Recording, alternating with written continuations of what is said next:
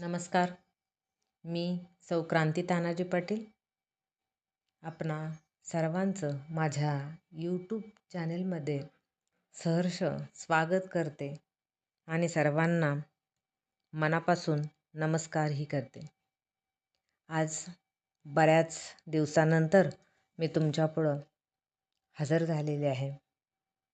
एक छोटीशी कविता घेऊन. आरसा हा कोणाला माहीत नाही असं होणार नाही. तर आरसा म्हणजे काच आणि या काचेच्या पाठीमागं जेव्हा पारा चढवला जातो तेव्हा आपल्याला मग हा काचेचा तुकडा ज्याला आपण आरसा म्हणतो, तो आरसा आपल्याला आपलं प्रतिबिंब दाखवत असतो.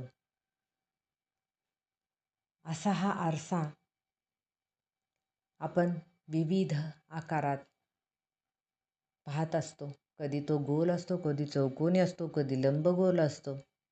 कसा का असेना, पण आरसा प्रत्येकाजवळ असतो.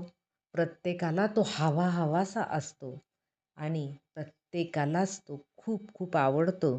कारण आरशात आपलं स्वतःचं तोंड पाहिल्याशिवाय, आपलं प्रतिबिंब पाहिल्याशिवाय, आपली संपूर्ण पूर्णाकृती पाहिल्याशिवाय आपलं सौंदर्य परिपूर्ण झालंय असं आपल्याला वाटतच नाही.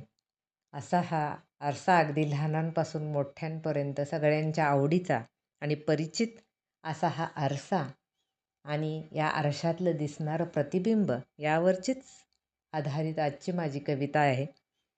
तर असं म्हणतात की आरसा हा जसा आहे तसं तो दाखवतो आणि आरसा बोलतो सुद्धा. आश्चर्य वाटतं ना? पण हो, ही गोष्ट खरोखरच खरी आहे. आरसा आपण जसं आहे तसं दाखवतो आणि सगळ्यात महत्त्वाचं म्हणजे जे वास्तव आहे ते तो दाखवण्याचा प्रयत्न करतो असं मला सुद्धा वाटतं. बऱ्याच वेळा आपण बाह्य सौंदर्य न्याहाळत राहतो आणि ते आरशात जेव्हा आपण पाहतो, त्याचं प्रतिबिंब पाहतो, तेव्हा नक्कीच जशा आरशाला भुरळ पडत असेल, तशीच आपल्यालाही भुरळ पडते आपल्याच प्रतिबिंबाची. परंतु कधी-कधी आपण या आरशाशी खरंच हितगुज साधतो आणि तेव्हा वाटतं की आरसा आपल्याशी खरोखर बोलत असतो. बऱ्याच गोष्टी ज्या आपल्या अंतर्मनात चाललेल्या आहेत, आपल्या अंतर्मनातला संघर्ष हा सुद्धा हा आरसा दाखवण्याचा प्रयत्न करतो. कधी-कधी आपल्या मनातलं जे आपलं खरं अस्तित्व आहे, ते सुद्धा तो दाखवून द्यायला विसरत नाही.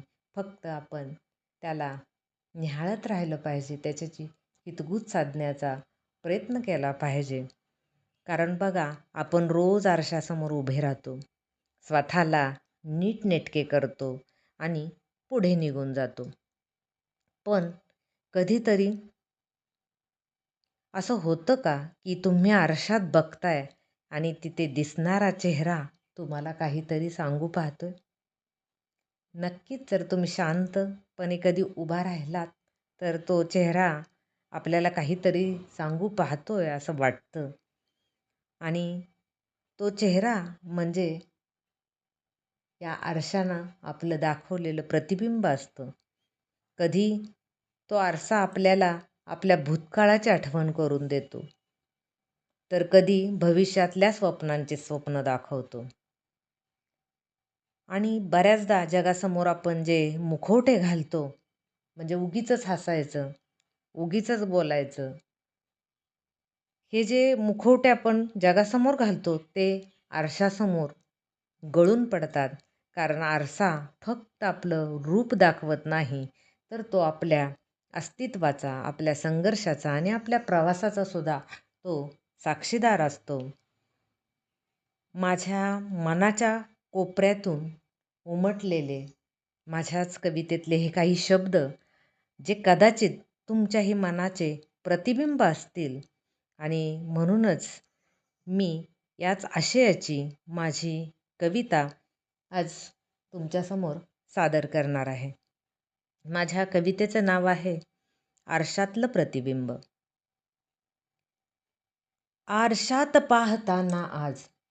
आरशात पाहताना आज मी मलाच नव्याने भेटले. आरशात पाहताना आज मी मलाच नव्याने भेटले. चेहऱ्यावरच्या हसण्यामागे काही जुने सोबती भेटले. आरशात पाहताना आज मी मलाच नव्याने भेटले. चेहऱ्यावरच्या हसण्यामागे काही जुने सोबती भेटले. कधी थकलेले डोळे दिसले. कधी थकलेले डोळे दिसले, कधी स्वप्नांची ती ओढ. कधी थकलेले डोळे दिसले, कधी स्वप्नांची ती ओढ. आरशातल्या त्या प्रतिमेचे रूप दिसते फारच गोड. रेषा होत्या कपाळावर. रेषा होत्या कपाळावर अनुभवांची जणू शिदोरी. रेषा होत्या कपाळावर अनुभवांची जणू शिदोरी. ओठावरची ती तिरीप संकटातही लढणारी. ओठावरची ती तिरीप संकटातही लढणारी. काच म्हणते तू सुंदर आहेस. काच म्हणते तू सुंदर आहेस रंगरूपाच्या पलीकडे.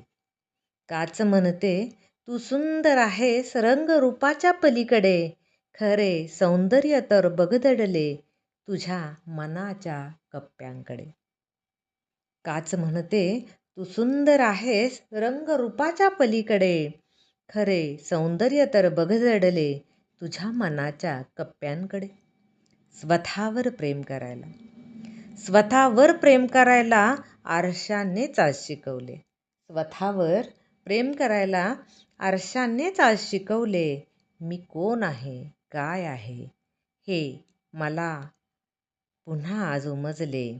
मी कोण आहे, काय आहे हे मलाच आज पुन्हा समजले. धन्यवाद. कविता आवडली असल्यास लाईक करा, शेअर करायला विसरू नका आणि सबस्क्राईब करायलाही विसरू नका. पुन्हा भेटूया एका नवीन कवितेसोबत. तोपर्यंत मी आपल्या सर्वांची रजा घेते. जय हिंद, जय महाराष्ट्र.